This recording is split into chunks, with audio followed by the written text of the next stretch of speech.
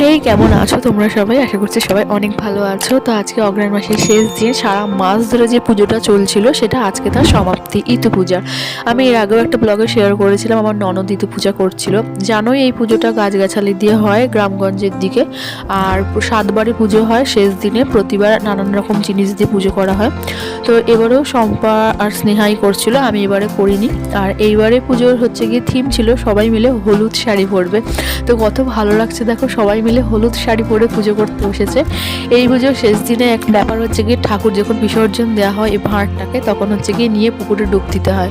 তো পুজো তো শেষ হয়েই গেল, যে বৌদিটা দেখছো বাচ্চাকে প্রণাম করাচ্ছে, সেই বৌদিটা কিন্তু পুকুরে ডুব দিয়েছিল শেষে। আমি চেয়েছিলাম শেষ অবধি থাকবো, কিন্তু আনফর্চুনেটলি আমি শেষ অবধি থাকতে পারিনি।